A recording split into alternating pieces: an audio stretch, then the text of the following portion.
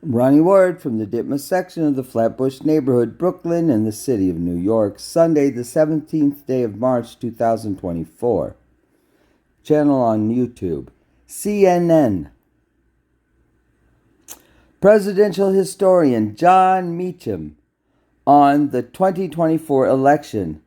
This is like 1860. Posted to YouTube on March 6, 2024. 243,218 views, 3,900 likes. Author and historian Jon Meacham delves into the state of the 2024 presidential election, as well as Mitch McConnell stepping down from his Senate GOP leadership position.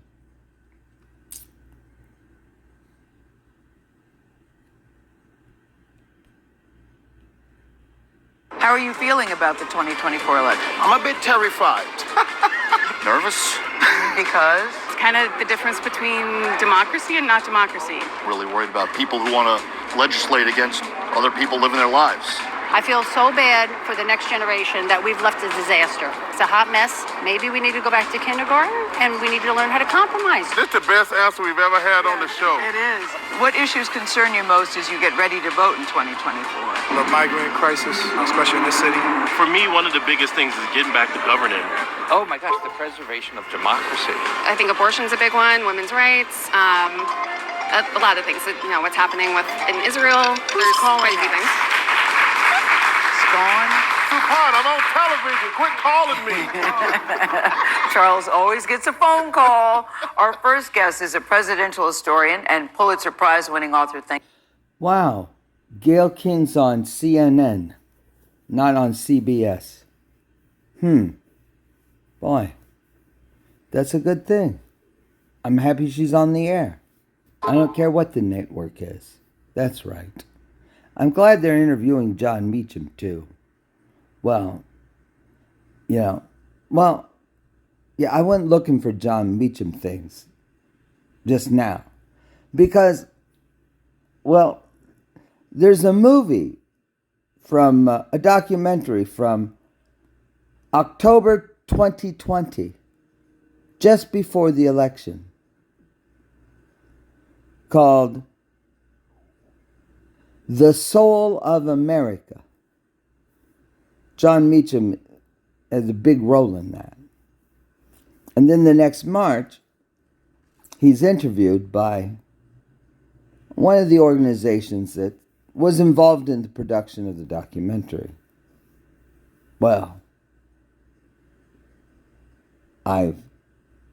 It's the most decisive interview I've ever heard. Because it's one of those interviews where it's just him on camera. If you're familiar with Frontline, it's a cinematography style of doing documentaries, yeah. But that was the style. For about an hour. Decisive. Yeah, this is 2024 is like 1860. Oh yeah, this whole interview was like that, but for an hour. Yeah, talk about fill in the blank and connect some dots. Plus, a couple of things that made just instantly on target right there the moment I heard it. Yeah. I'm very much interested in Jon Meacham and whatever he has to say now or had to say, because that was 4 years ago. Yeah, he's not just some mild-mannered historian. Oh, no, not at all. Oh, no. No. He has so much knowledge of history because he puts it used to helping to shape the history to come. Yeah, one of those kind of historians. Yeah. Not a revisionist of the past necessarily, but a creator of the present and future. We'll just leave it at that. It was decisive. Thank you very much. We're talking about Jon Meacham. He's written many, many popular books, including New York Times bestsellers. I don't think you don't know how to write it. You don't know how to write anything but bestsellers, Jon Meacham. I can do. Oh, hold that thought. On Abraham Lincoln, Thomas Jefferson, Andrew Jackson, and George H.W. Bush, just to name a few. He's also an informal advisor to President Joe Biden, who will be giving the State of the... That is excellent information. It makes perfect sense. Yes, especially in light of the soul of America. And, well, I can't say it's a tell-all because there's nothing about the manner in which Jon Meacham says what the history is that would indicate it's a tell-all. No, it's just a forthright description of what is. Yes. Not even according to Jon Meacham, but just what is. Yeah. Yeah. Not authoritative for Jon Meacham, but just it is. Yeah. Whether he would say it or not, it still is. Yeah. He just happens to be saying it. Yeah. Union address coming up very soon. Something tells me that you may have a hand in that, Mr. Meacham. Just a hand. I help. President Biden's my friend. I help him when I can. When you see the... You know what? I have to say this. Well, this is dated March 6th. Well, I believe that President Biden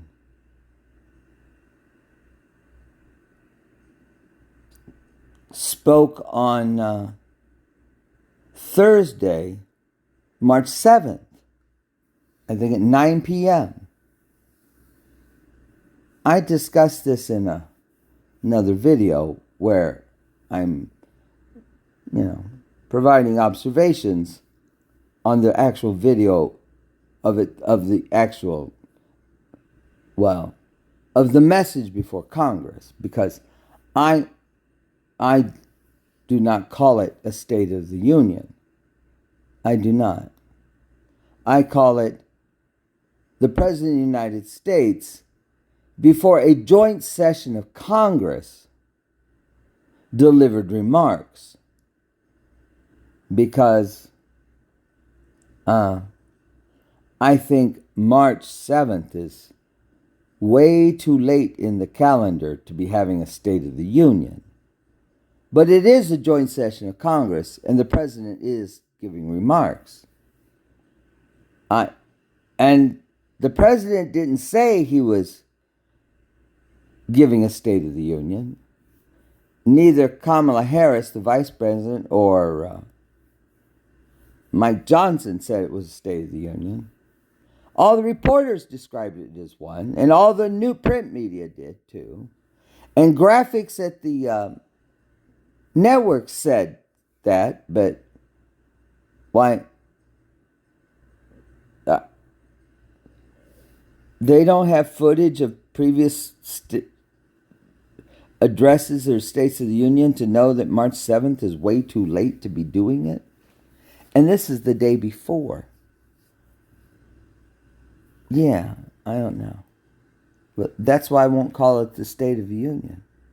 Because it's out of time for that. It's way too late in the calendar year. It's not in March. No, it never is.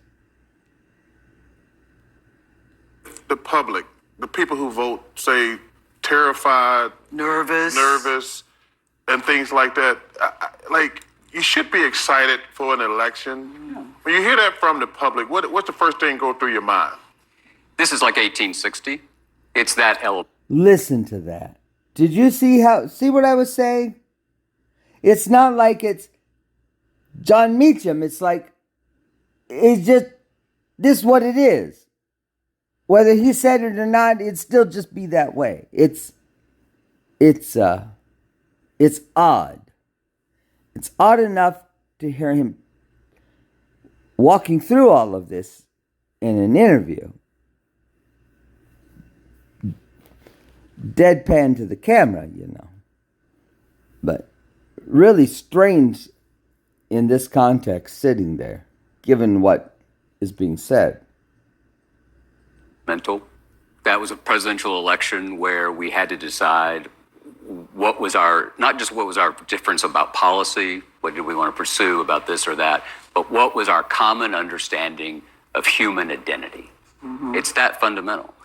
And what Donald Trump has brought us is this elemental struggle between the rule of the strong versus the rule of law. Mm-hmm. And for all of our failings, people keep saying the rule of the strong versus the rule of law. Like I said, he said he's a friend of the president's, didn't he? Yeah. Right. With friends like that, who needs an adversary? Yeah. Yeah. With friends like Jon Meacham, who would need an adversary? Democracy's at stake. We heard that a lot. It is. And democracy is not just a form of government, right? It's a way of seeing each other. If we don't see each other as equal standing in dignity, then we can dominate each other. Mm-hmm. And the point of the United States, the first nation ever founded fully on an idea written by a boring white guy like me, mm-hmm. Jefferson. That's how you described yourself. Mr. Boring white guy. Oh, he goes much farther than that in this interview from March of 2021. Oh, it's exhaustive. It's exhaustive. Who said that? But it was we've been out of compliance with the Declaration of Independence longer than we've been in compliance with it. Mm. But people who look... Right there, for me, that's the great indicator. We've been out of compliance with the Declaration of Independence. What are you talking about, Jon Meacham? Well, they are anti-constitutional. You'll never hear him talk about the Constitution. It's always the Declaration of Independence and Thomas Jefferson. Yeah, it's a modus operandi. It is. Subordinate the Constitution by lifting up the Declaration of Independence because they like that because it's a revolutionary type of document, so they believe it to be. Yeah. The recalcitrant colonist who rose up against the tyranny. Yeah, so he'd have you to believe. Yeah, well, it's very problematic. This guy right here. This guy right here. Him? Yeah. See how he's holding it? This is just how it came up. See how he's holding his jaw? Yeah, you see that? This guy right here. He's been at it for quite a while. He's very problematic. And that's being too kind, probably. Oh, yeah. A person of note. Yeah. Definitely a person of note. Like me, are the ones who set the standard. We went out and said, this is the idea we are going to live up to, and we're going to seek to live up to it. And if you get into a struggle where if you lose and you just say, well, we're going to change the rules, or I did it, so therefore it's okay, then we're not seeing each other as equals anymore. We're seeing each other as reflexive rivals or enemies, and that's the climate that we're in. We don't have to be. We choose to be. You think we choose this, John? I mean, you Absolutely. see, people on both sides are unhappy. All right, here we go. Well, this is going to be Jon Meacham from the premiere of the documentary, the trailer for it, for October 2020. It is. David Chilton and two others I do not have Apple TV. Will they have this on DVD? We're excited to share the trailer of our upcoming film, The Soul of America, which premieres on October 27th on HBO. That's October 27th, 2020. This is October 21st. The Soul of America.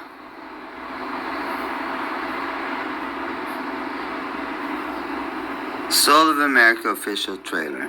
YouTube.com. The Soul of America official trailer. Know our past. Shape our future. We're living in an era of politics as entertainment. Build the wall! We have been here before. 100 years ago, the governor of Georgia wanted to build a wall of steel to keep immigrants out. What changed everything was Pearl Harbor. The internment that Japanese Americans went through is history now. But what's happening on our southern borders feels like it is current news. What I see going on today is so reminiscent of what I saw in the 60s. The women's movement fought for women to be able to stand up, and that's something we're still fighting for today. We will not be silenced. Fear, anxiety, and violence are inextricably intertwined with the story of the country. We can learn a lot by studying the McCarthy era. Even if there are only one communist, there will still be one communist too many. McCarthy understood that headlines spoke louder than details. He would have loved Twitter. When you see something that is not right, you have to do something. Change in America comes when the powerful take notice of what the people have been saying. It's on all of us to save the country. Yeah, look at this. October 27th, 2020. Yeah. When the powerful notice what the people say. When the powerful notice what the people say. That's when change comes. Not when the people do anything. No, you can't trust the people. No, they're the dangerous mob and horde. Only the powerful recognizing what the people say. I hear you, people. Then, yeah, October 27th, 2020. The October surprise. This film. It's on the same YouTube page that I got to from the one that I just watched with Dean on it. That I went through 2.5 hours of commentary on. Unscripted. I'd never seen it before. I said I'd seen it in the past, but whatever.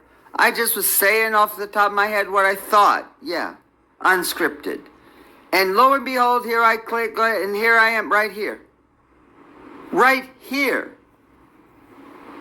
To this. It's all correlated together. It's not cause and effect. It's not a clear shot line of any kind. It's not. But I said earlier, I had seen things, Here is a whole place filled with them. And listen to the messaging. The Soul of America. HBO and Cinemax. Yeah. Well, We're living in an era. here we go. So let's look.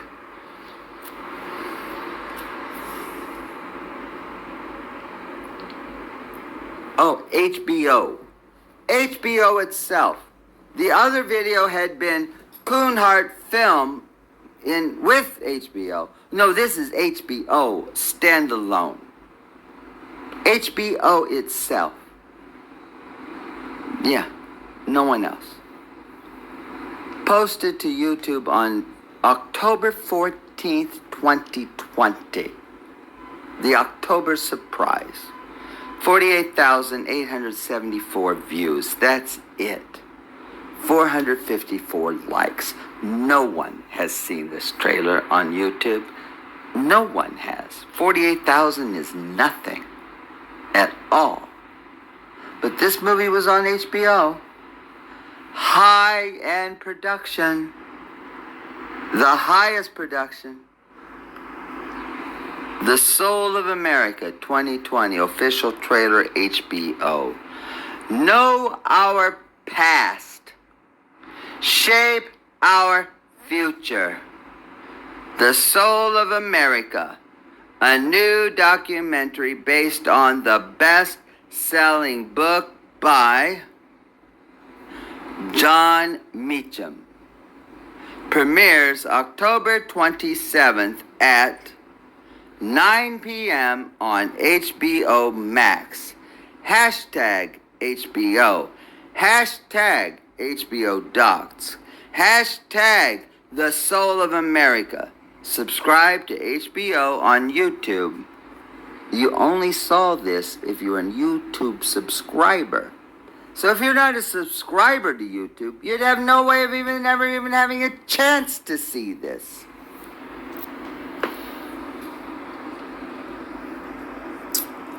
That's right. Well, this was October 27th of 2020. It's Saturday, the 16th day of March, 2024. Yeah. Almost the entire administration of Joseph Robinette Biden has passed by. It is, well, I'm Ronnie Ward. From the Ditmas section of the Flatbush neighborhood, Brooklyn, in the city of New York. And this video I'm running is 3 hours and 1 minute long. It started in a place, it did. And it sure has passed by a place that's, well, I can't say it's surprising. No, not to me it's not. Because I've seen several instances of which this is emblematic. I have. But given the number that I have passed by along my way, well, it just speaks for itself. It does.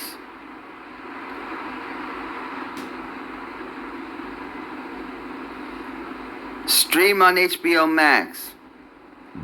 Get more HBO official site, Twitter, Instagram, Facebook, The Soul of America 2020 official, this is the official trailer. Official, signed, sealed, delivered, the chairman and board of directors of whatever conglomerate owns and operates HBO. The board of directors owns this trailer in the full context of not only when it was produced, but everything that's happened since up until today and going forward.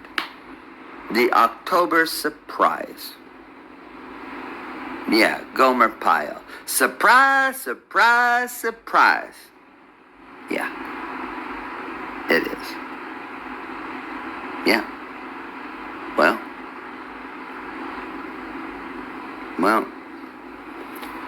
take it from the top, Johnny.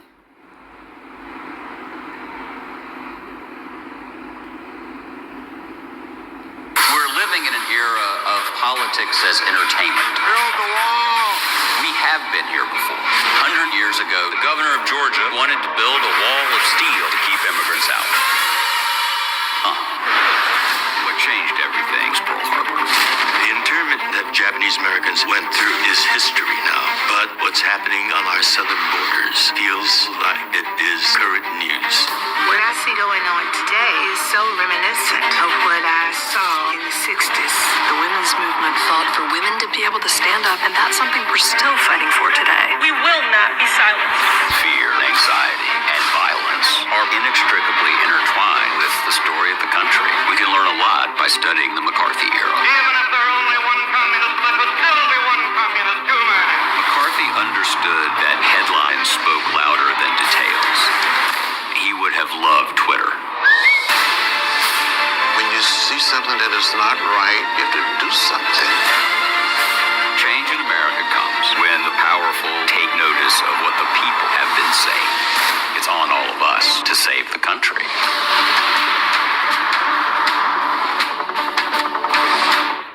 I gotta play that one more time. Country. And the powerful take notice. When you see something that is not right, you have to do something. Not John Lewis or any of the others. No, not their words. Of course not. No, Jon Meacham, the headliner here. His words are the words that matter. Because one thing you'd know for certain, well, he's responsible for the film and the whole creative arc of the whole film. These other folks were interviewed. Who knows when? And who knows what was said to them or what the context was? They might not have any idea that their footage is in this film either.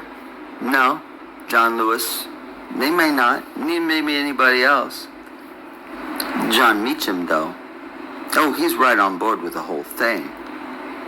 He's the one that states the most controversial statements, too. Why, you could take what John Lewis said. Well, when you see something, well, yeah, you could. He doesn't have to know anything that went on in here. So it's not about anybody that appears in here. It never is anyway. Anyone. Because it's always the executive producers.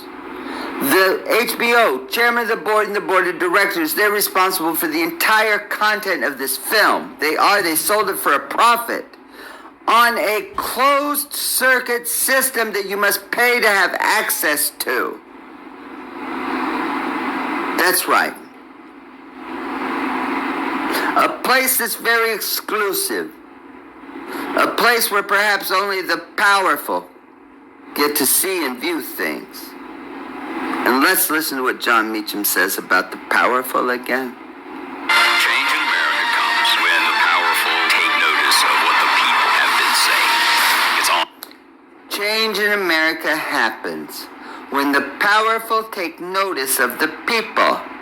Yeah, when those that are high on high and mighty happen to glance down from their great thrones of control and magnificence and peer down and, do I hear or see something down there? Oh, is that the people? Oh, did you hear something?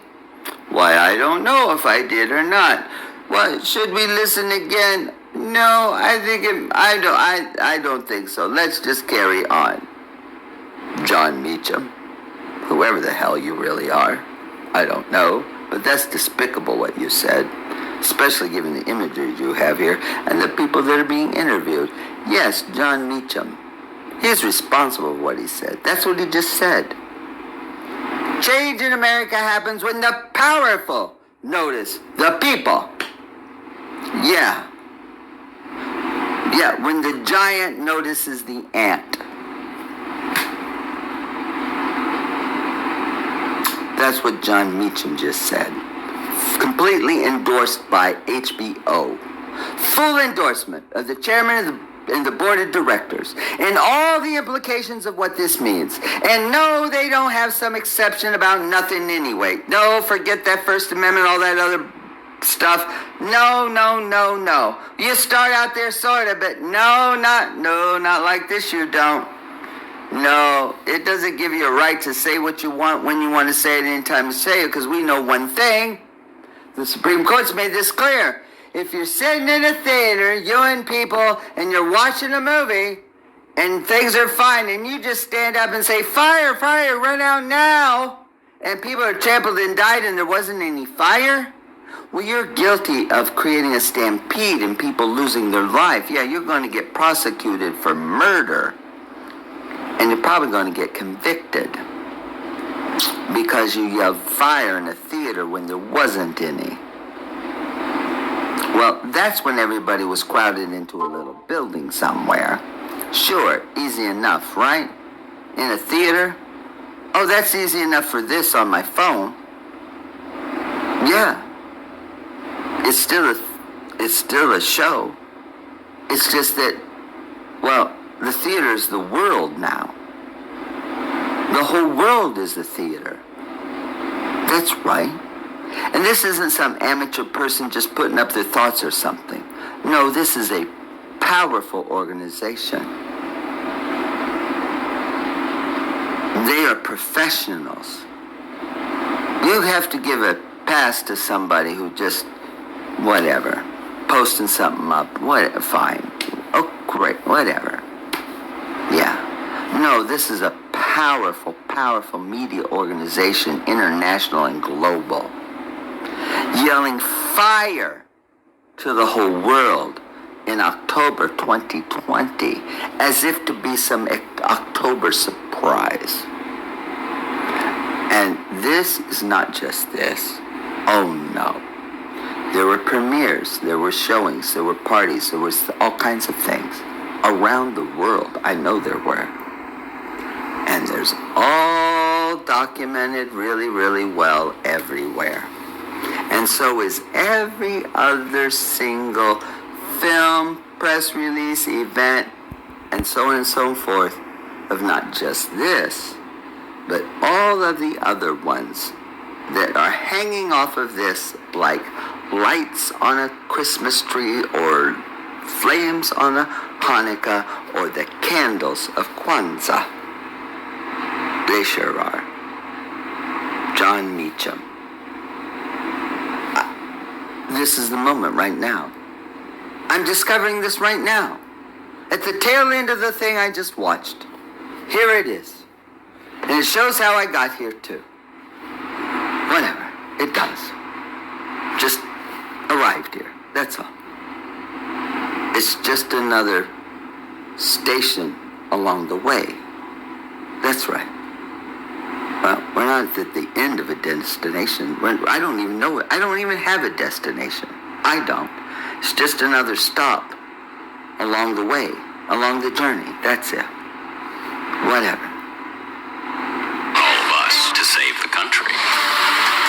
It's up to all of us to save the country. So does he mean the powerful? The powerful? He's part of the powerful? So when the powerful hear the people, that's when change comes. So now it's up to us to save the country. Save the country from what, Jon Meacham? I don't think we need to watch the entirety of this. The SOUL of America. Soul America. I can't help to think about the soul train. Yeah. Soul. Look at it. The imagery says everything. Jon Meacham. It's up to us to save the country.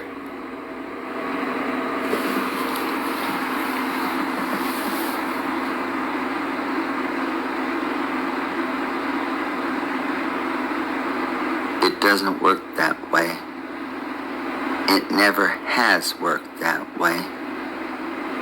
No. The Constitution of the United States of America is September 17th, 1789. That is the date. Despite what I have seen posted and published in other places. That's right. That is the date. It is. I have seen I've seen numerous, I've seen several other different dates. I have. I think it's all coming back to me now. You were history with the slamming of the door. And yeah, it is. It's incredible. This is October of 2020. Can you just even imagine? This is just a small piece of all the rest. That how voluminous the rest is? We must save the country? Who is we? It's not we the people in the Constitution. No. No, it's not. We know the philosophy here. Change comes when the powerful hear the people. It's up to us to save the country. By any means possible.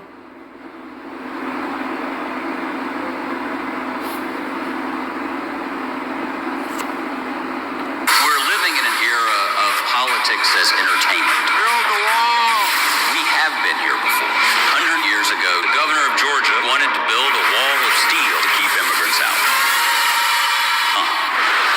What changed everything is Pearl Harbor. The internment that Japanese Americans went through is history now, but what's happening on our southern borders feels like it is current news. What I see going on today is so reminiscent of what I saw in the 60s. The women's movement fought for women to be able to stand up, and that's something we're still fighting for today. We will not be silenced. Fear, anxiety, and violence are inextricably intertwined with the story of the country. We can learn a lot by studying them. So, all the violence and things you see going on now, anarchy, tumult, all of this going on and churning, that's just a normal part of being in America, they're saying. Yeah, don't mind all the violence you see going on. It's all right. Don't mind it. No, don't mind the man behind the curtain. No, don't. Don't at all. Don't mind all the violence you see. Well, that's just a normal thing of that's just life in America, all this violence. Yeah, don't mind the man behind the curtain. No, it's normal.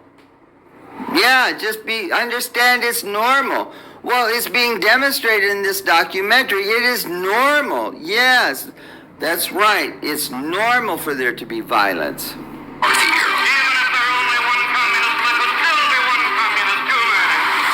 understood that headlines spoke louder than details. Revisionist propaganda. Revisionist propaganda. Throwing some images, some sliced out little clips, putting it all together with some contemporary folks that were interviewed, I'm sure. They had no idea what their interview was going to be produced into at all. I doubt that any of these people were included in any credits either. I know they all had to sign releases. They sure did. But a release for something that they didn't even know what was. And now here it is. Yeah, here it is. Look at that, the Statue of Liberty. Look at that. Lady Liberty is crying. Lady Liberty is crying? You saw me crying in the chapel. The tears I shed were tears of joy. In a plain and simple chapel.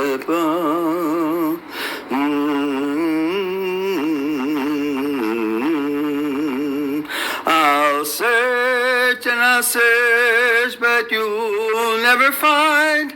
Da da da da da da da da. Yeah, Elvis Presley.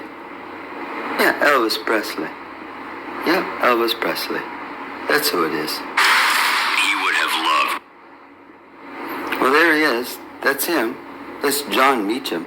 I don't know who Jon Meacham is. I've never seen this face before. I have no idea. I'm going to have to go find out. I'm going to have to look it up. I have no idea. It says Jon Meacham. I don't know. Will the real Jon Meacham please stand up? I don't know, but there it is. I don't know where he's at either. I'm not sure. It's not somebody's house. I know that much. No, this isn't a private home. No, this is some kind of something somewhere. It sure is. But there he is.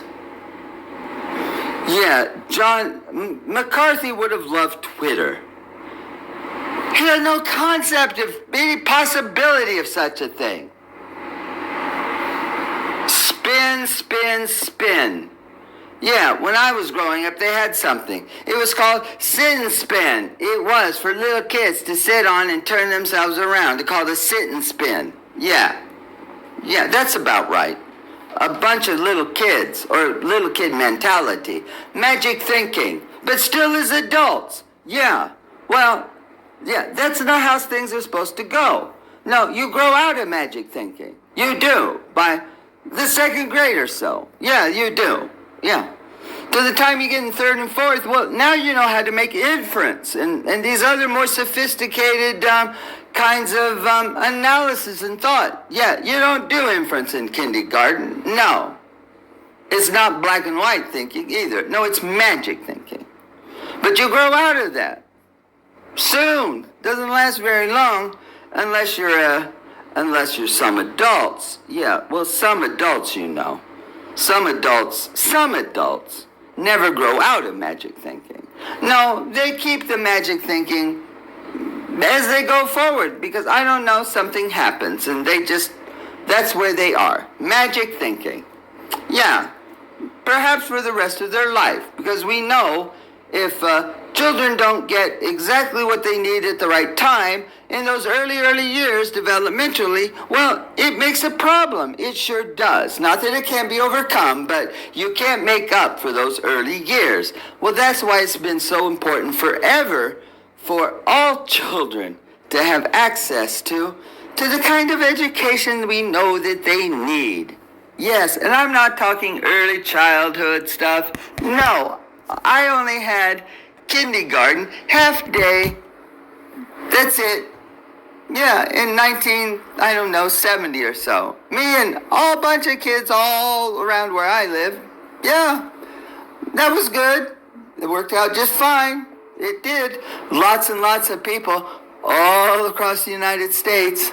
That's right. Some didn't even have that, but they had, well, that's all we needed, right? Yeah, not quality education, just an education. One that works. So, yeah, that's it. Consistent. Yeah, that's all. Nothing too complicated. But like I said, some people, even as adults, get stuck on magic thinking.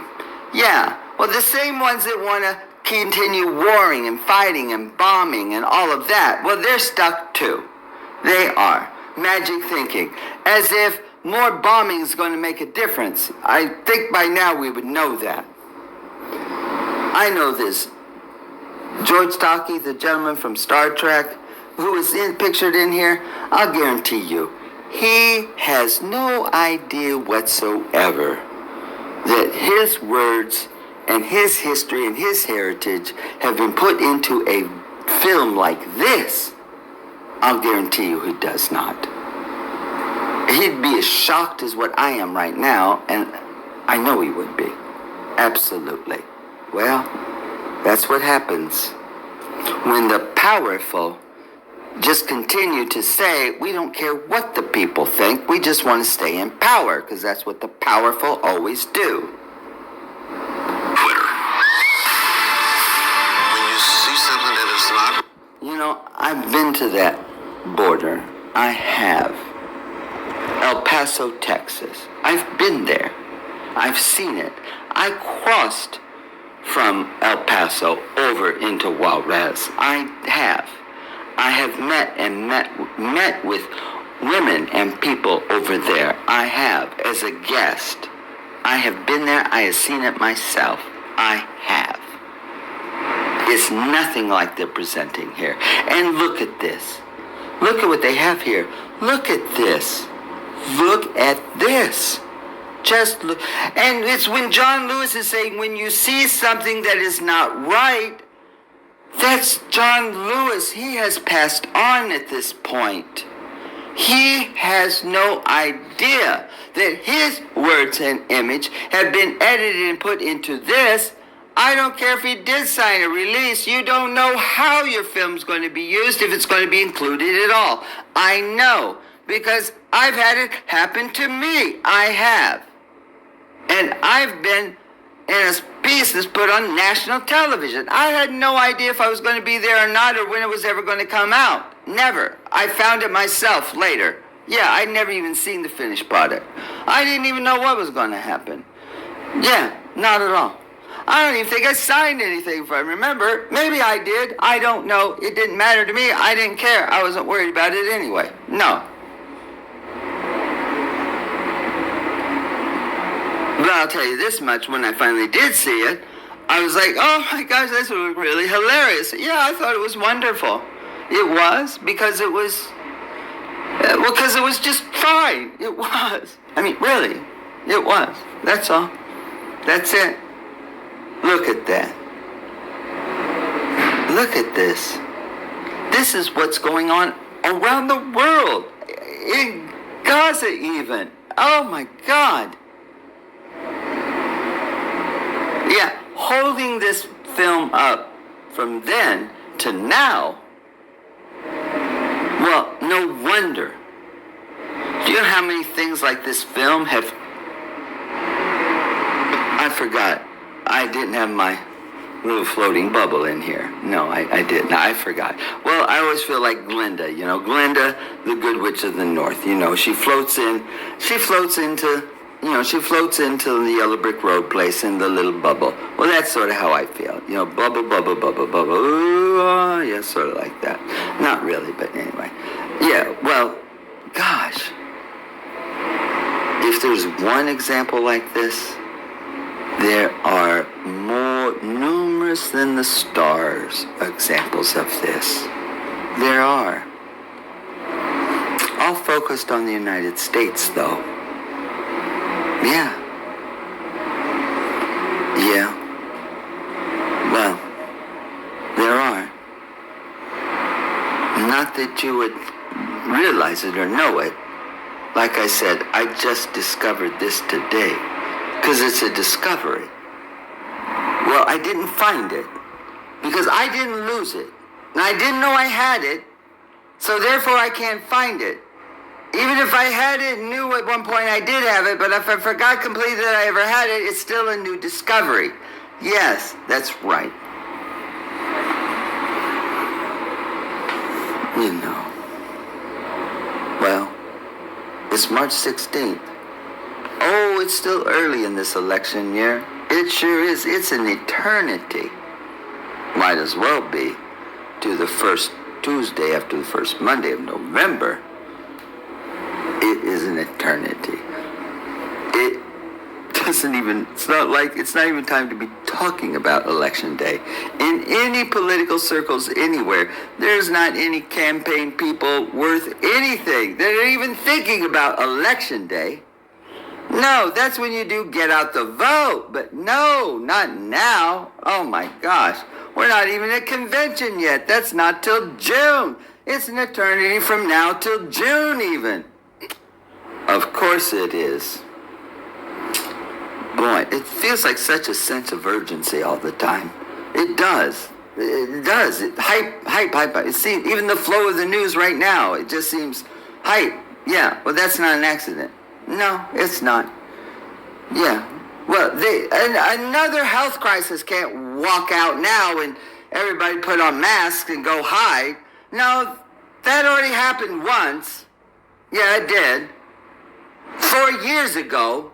For me, it was March 8th, 2020. Yeah, I just passed the 4-year mark. Yeah, 8 days ago. For me, changing my whole life. I know exactly the date and where I was and everything else, and it's 8 years later, 4 years later, exactly. Yeah, I know exactly what's happened to me. Every day since then till now, because it's still, of course I do. Most everybody does. Well, here it is, right here. Well. Right, you have to do something. Change in America comes when the powerful take notice of what the people have been saying. The powerful take notice of what the people have been saying. I don't know who Jon Meacham is. Well, you're free to do what you want with publishing films, that's for sure. They have a right, and so does HBO. You can publish whatever you want. That's right. You can do that here in the United States of America.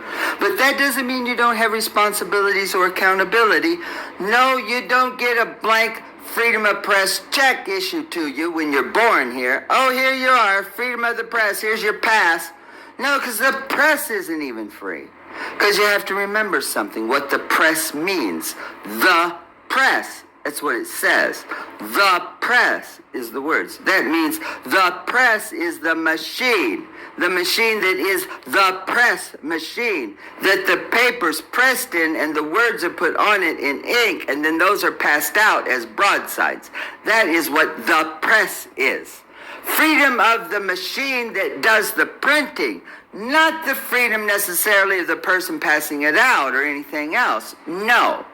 The machine, the mechanics, the apparatus. Yes, that's what it's talking about. But even that's not completely free. No, it's not. We all know that. We absolutely know that. We're reminded of it even in this film clips. Yeah. Well, there were people. Things happen in war and violent times. It's extraordinary. So extraordinary things happen extraordinary times. But even during wartime, well, the press automatically take on a whole new kind of position about them. Because every member of the press and every institution, every paper, the newspapers ran the press. They always have. Literally printing the paper and somebody's handing it out. That's the traditional press newsprint. Passing out paper where people can get it from their local printer. Yeah, that's what the press is. They never contemplated this digital in the sky pass around with seemingly nobody anywhere responsible for anything. Yeah, who's running the printing press? Well, we used to know. New York Times printed it right there. Right here. The presses were here. They'd say, stop the press, because every major paper in the country knew one thing. What was the exact time where, if we don't know it by that time, we can't even get it in. Not even on the front page. And they held that till the very last end as long as they could. The front page always held to the very, very last of everything. In case something broke, they could get it right in. Stop the press, put it on there. Literally. Yes. They never contemplated there being no press at all. There is no press. The press? No. Because it's all digital now. There is no press of any kind. None. Anywhere. Well, so what does it mean then? Freedom of the press. Well, it seems to me that there are some, and some more perhaps, or others, or groups, or whatever, who've concluded on their own, well, we know the press means printing press of papers, but we don't have those anymore. So I guess there is no First Amendment for freedom of saying anything now, because it's all digital. So therefore, you can't have a right to use anything digital because it wasn't included and contemplated at the time they wrote the First Amendment. Yes, strict constructionist originalism. Yes, the prevailing notion of the Supreme Court for since sometime after Roe v. Wade, somewhere, in the 80s, somewhere. Sort of after that. So I can hear the originalist right now. Well, of course not. That meant press, an actual press. We don't have that doesn't happen anymore. So, fine. If it did, fine, it would apply, but it's all digital now. There's no pressing, printing, anything, so it can't apply because they didn't understand that. It wasn't in their thinking at the time, so now you can't have that. We're so sorry, so sad you're dead, but that's just what originalism says. Oh, well, just be oppressed and held in digital prison then, because that's an original interpretation. It is. It's how they justify the death penalty today, as heinous as it might get, because they did heinous things, they say. So every heinous thing they were willing to do, well, we can be heinous today. That's it in a nutshell. It is. It works the same way on this as well. But they just haven't had the case yet. Because I don't think they ever intend on having the case, because, well, that's one case that they couldn't hand down that decision. I don't care what court it was. Are you kidding me? No. Are you kidding me? It'd make the French Revolution, which was a gory, bloody, awful, horrible thing that went way out of control on both directions. It was horrible over there what happened. It was bad enough here. Horrible over there. Well, a decision like that coming down in the United States, saying, no, you just have no right to say anything because it's digital and that wasn't included, and so you're just stuck? Oh, the French Revolution will just look, I don't know, like folks sitting in Washington during the Civil War, having picnics, watching the fighting going on. Yeah, something sort of like that. As if the violence going on now in the United States is horrendous enough as it is. Well, my goodness. Well, anyway. Well, I don't know. Well, it's the moment right now. I've never thought about that before. The First Amendment piece. I've thought about the press and that piece of it. Yeah, I have. But not the flip of the argument, though, in terms of originalism. No, this. What started out 3 hours and 36 minutes ago to now, in these 3 hours, I'm now at this place because of this. And what this Jon Meacham just said. Yeah, let's hear it all again. One more time. From the top, Johnny. We're living in an era of politics as entertainment. Build the wall! We have been here before. 100 years ago, the governor of Georgia wanted to build a wall of steel to keep immigrants out. He looks and sounds What like changed Big Brother. everything? Pearl Harbor. The internment that Japanese Americans went through is The history stones now, in the but dirt what's happening have on been our doing southern this borders and feels the like members it is of, current and news. those who stand at the bar. We're backpedaling now. They are. Based on my Fought for argument. women to be They able to are. stand up, and that's something They we're are. still I'm fighting saying for that today. right We will not be They're in silenced. your Fear, anxiety, They're and violence exercising your are vision. inextricably intertwined They are with the right now. story of the country. Yeah. We can learn a lot by Down studying to the McCarthy everything. I'm era. not sure how, but they are. McCarthy understood that headlines spoke louder than details. Everything I've said. He would have loved Twitter. When you see something that is not right, you have to do something. Change in America comes when the powerful take notice of what the people have been saying. It's on all of us to save the country.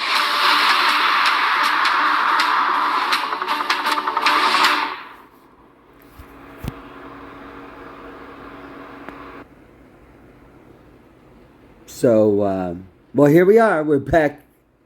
We're back to the CNN interview now. Well, we've just transported ourselves magically from, not magically delicious, no, just magically from, from October of 2020 back to March 6th, 2024, the day before March 7th, when President Biden, before a joint session of Congress assembled in the Great Hall of the People, delivered remarks. Well, like I said, that's what it is. I just won't use and say it was the State of the Union. It's the wrong day. It's out of time. That's supposed to be a month or so, even earlier. I don't know. I don't understand. Yeah, I don't. What is it?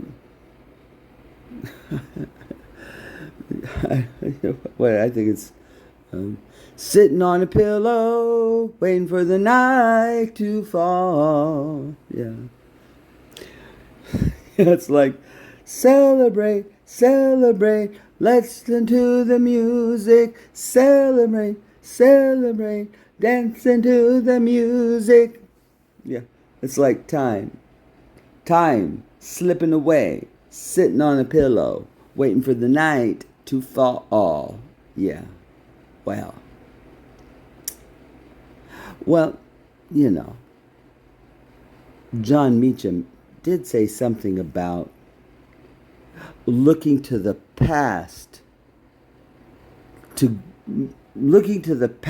move to the future. Yeah.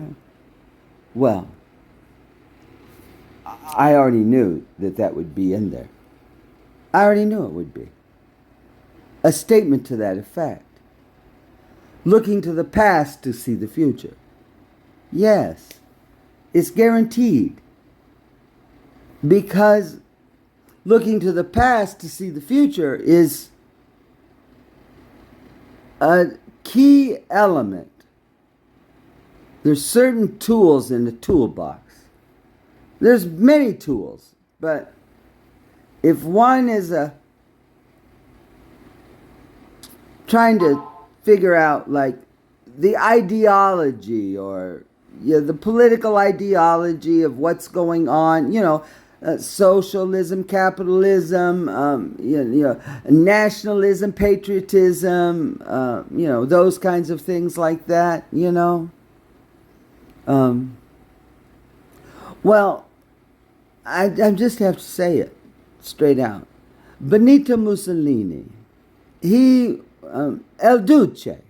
Well, El Duce was number one, though, from Milan in the black shirts. He is the first one. And because it's Rome, well, the symbol in Rome of power, the power of the state has always been the fascis. It's the bundle of sticks and the axe. It's called a fascis in Italiano. Yeah, it's the Roman symbol. Yeah.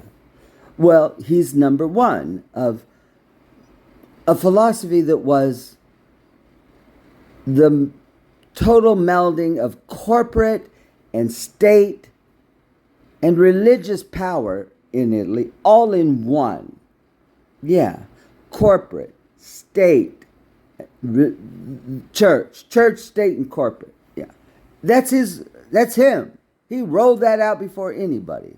Well, because it's Italiano and it's the fascis, well, it became known as, well, it doesn't work in English, but we would say fascism. But it's not, be fascis, it doesn't translate right because it doesn't. And besides that, today in 2024, we can't use the word fascism at all. No, for God's sakes. No. If you use the word fascism, well, you're just end the conversation. So that's why I like to talk about tools, various tools in a box, because it's corporatism, it's a lot of things together. It's not monolithic. So, but one tool in a box that's an indicator of an El Duce kind of a thing, because after El Duce, well, then there was Franco. Well, Franco was a nationalism, but it was very different than Benito.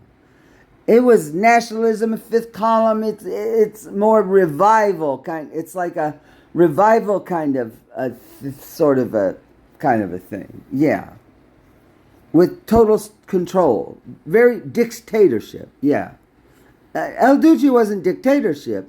No, he just merged it all in one and shared power with Rome and the Pope and there was shared power, but it was still all together, but sort of shared. But Franco was different. He was dictatorial. Yeah. Considering he wasn't royalty, but yet set up. Yeah, he did. But that's different. And mysteriously enough, Spain remained neutral during the entire time of World War II. They was just as fascist in Spain as anywhere else. Remember, don't cry for me, Argentina. Well, where did they travel to first? To Spain, for gosh sakes. And Spain, what was Spain? It was the jumping off pad from Central Europe to Spain to Argentina. Yeah. Spain was the fueling depots for all the U-boats. But at the same time, it became a site of a major base for the United States. Maybe at the same time, U-boats were fueling over there. Probably, I would guess so, yeah. But then there was Adolphus Hitler. Yeah. Well, he was nationalism, but socialism. It wasn't capitalism or communism. Socialism with nationalism. Socialism and nationalism together. Well, he wasn't a dictator either. No, it was shared power in Germany. Well, there was a whole governmental structure. The Reichstag and everything functioned. The entire breadth of the government functioned properly. It had to. Well, they were very industrious. It wasn't a dictatorship. Franco's the dictatorship, not Mussolini. No, he shared power with the Vatican. Well, yeah. But, yeah, well, there's 3 people all in Europe in the 30s and 40s, and they're not even all the same thing. None of them are. Just goes to show you there's no such thing as being a hegemon or a unipolar or anything like that. No. Well, this is a key though. This looking to the past to see the future. It's like I've got to hold the mirror up and look over my shoulder to see ahead. That's classic language. It just goes with it. Well, it's there in Jon Meacham. It's not that he says there's a checklist. No, not aware. But that's a telltale sign. It's like, doctor, doctor, give me the news. I got a bad case of loving you. Well, you got to go to the doctor and get a checkup. Well, one thing they're going to do is they might not ask you directly, but they might look how you walk like they do. And, well, you need to listen and read. When you hear about the past and go into the future, then you know right there. Well, check that right off. That's sort of a super check. Super check. Yeah, you got that one checked, you got the rest. Well, here he is. See, there he is, Jon Meacham. That's him. Well, let's hear the rest. Happy. People on both sides are unhappy with Joe Biden. People on the other side are unhappy with Donald Trump. People say we don't have really 2 good candidates to choose from. Well, that's how most Americans feel. It is, but we've been unhappy since the 3rd chapter. So, if Gayle only knew on March 6th what anybody seeing this mashup would see. Yeah, I have a feeling Gayle's going to know about the whole mashup. I think so. I just have a feeling about it. Yeah. Have to be? We choose to be? You think we choose this, John? I mean, you Absolutely. see, people on both sides are unhappy. People on both sides are unhappy with Joe Biden.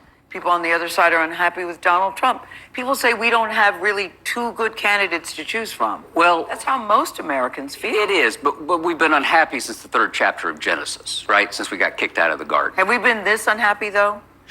I think, let's think about it this way. In my world, we have a debate about were we founded in 1619 or 1776. I think neither. The United States of America, as we understand it today, was founded in 1965. 1619, 1776, or 1965. He doesn't even stop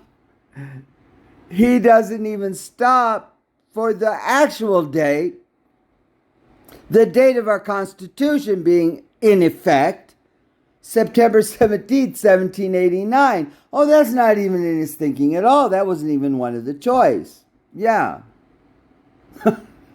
Like I said, oh my gosh, yes.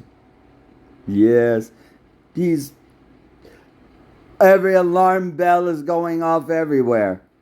Oh yeah, it is. I can't wait till it's Ring my bell, ring my bell, my bell. Yeah, I think we got the number here. We might be dialing it up, ringing the number. The first integrated electorate in the United States was in 1968, 20 minutes ago, historically. The Immigration and Nationality Act that helped change the country, the Civil Rights Act, the Voting Rights Act. We're 55 years old or so. And so the notion that we're unhappy because of the choices, sure. I mean, we would all love to have Lincoln running against Kennedy, and you're not really going to lose, right? But that's not reality.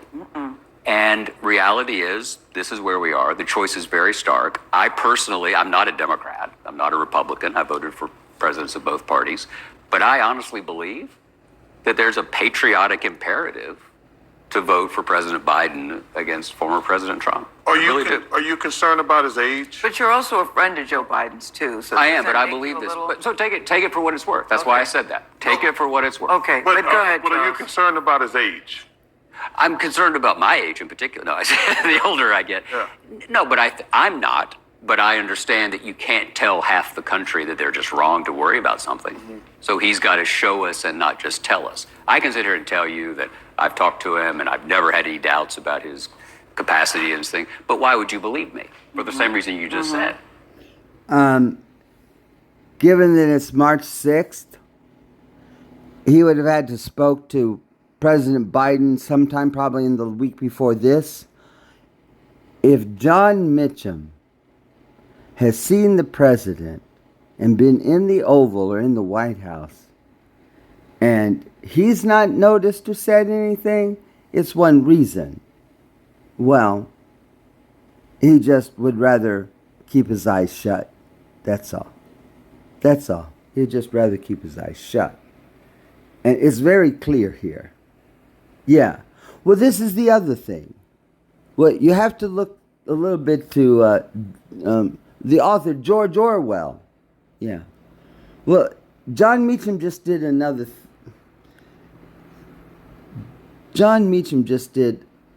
classic that's another telltale sign.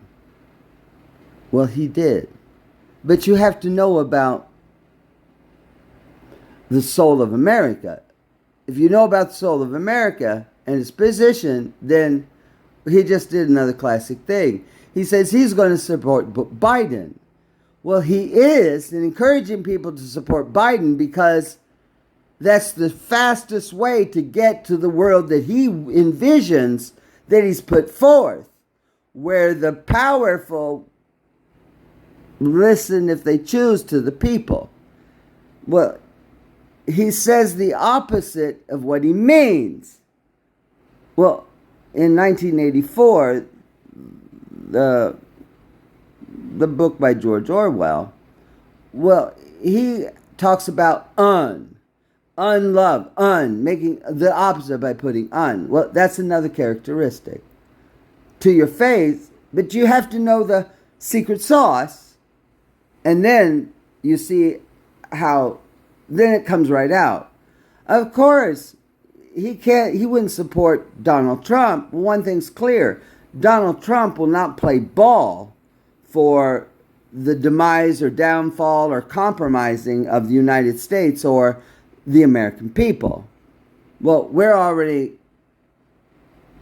I don't know. I'd say, well, I don't want to say, but we're in really, really bad shape.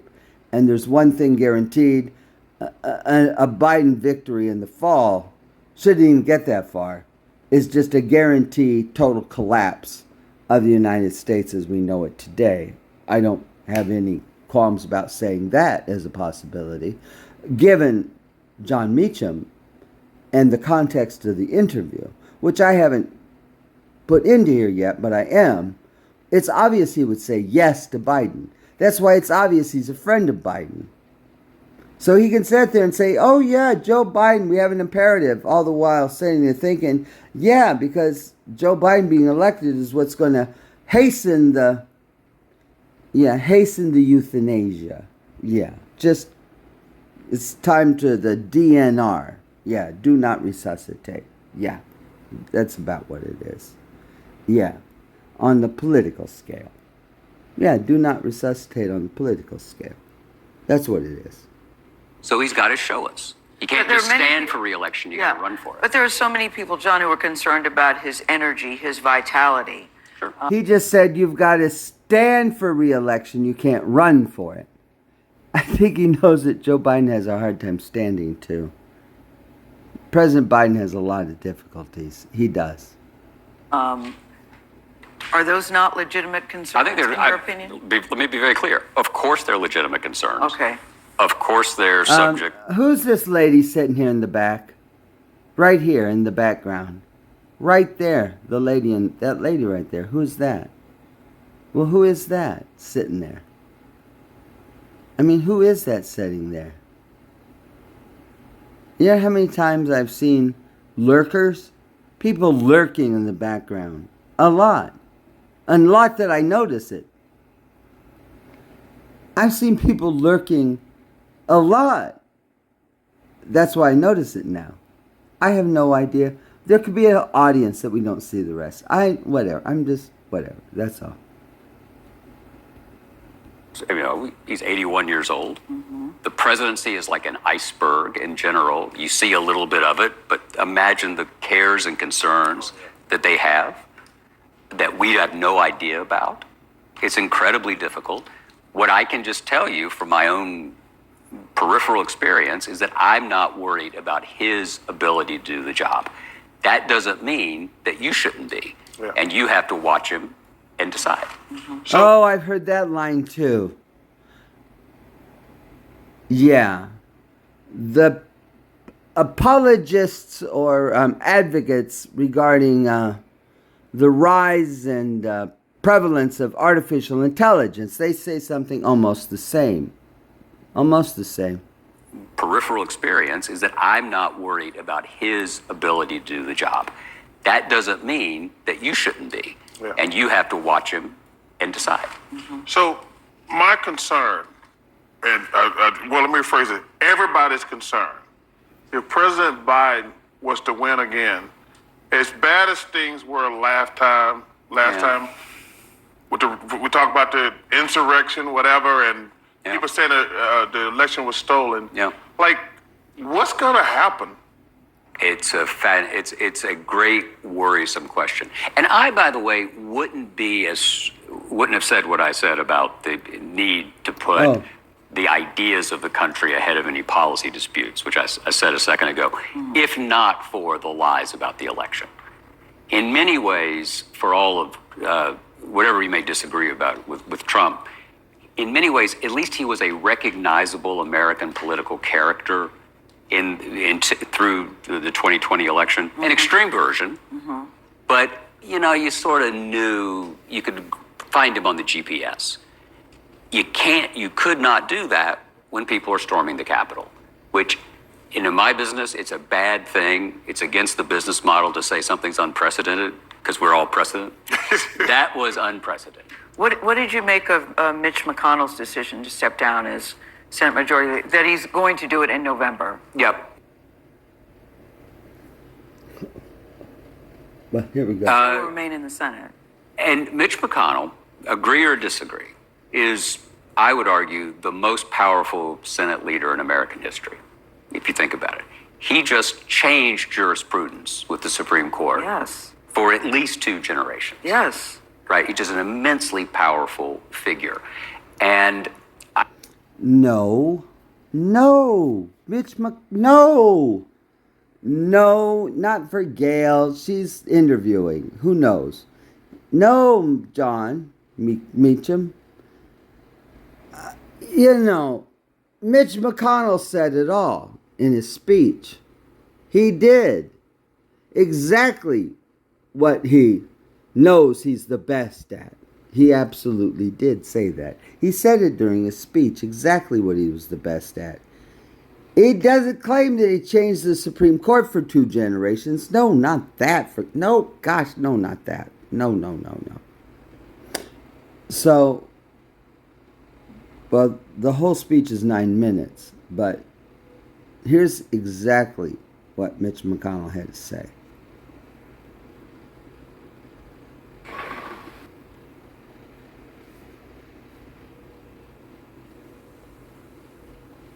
As some of you may know, this has been a particularly difficult time for my family. We tragically lost Elaine's younger sister, Angela, just a few weeks ago.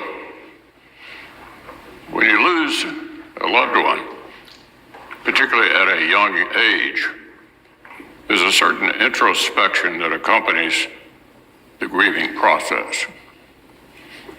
Perhaps it is God's way of reminding you of your own life's journey, to reprioritize the impact of the world that we will all inevitably leave behind. I turned 82 last week. The end of my contributions are closer than I'd prefer. My career in the United States Senate began amidst the Reagan Revolution. The truth is, when I got here, I was just happy if anybody remembered my name. President Reagan called me Mitch O'Donnell. Close enough, I thought. My life. And there's his friend and colleague, Susan Collins, sitting right there behind him, so people will see her. That's right. My wife Elaine and I got married on President Reagan's birthday, February 6th. It's probably not the most romantic thing to admit, but Reagan meant a lot to both of us. For 31 years, Elaine has been the love of my life, and I'm eternally grateful to have her by my side. I think back to my first days in the Senate with deep appreciation for the time that helped shape my view of the world. I'm unconflicted about the good within our country and the irreplaceable role we play as the leader of the free world. It's why I worked so hard to get the national security package passed earlier this month. Believe me, I know the politics within my party at this particular moment in time. I have many faults. Misunderstanding politics is not one of them. That said, right there. Yeah, many faults. Misunderstanding politics? No, that's what he's the best at. Politics, understanding every little detail, forward, backward, innings, inside out. That's what he's the best at. Not changing the Supreme Court forever. Whatever. No, that's what he's the best at, right there. Shows you how much the historian Jon Meacham really knows. I do think, and it's amazing that this is where we are, given his change. To step down as Senate Majority, that he's going to do it in November. Yep. He still will remain in the Senate. And Mitch McConnell, agree or disagree, is, I would argue, the most powerful Senate leader in American history, if you think about it. He just changed jurisprudence with the Supreme Court. Yes. For at least 2 generations. Yes. Right? He's just an immensely powerful figure. And I do think, and it's amazing that this is where we are, given his essential partisanship, but he was a deal maker of a kind, right? President Biden could deal with him.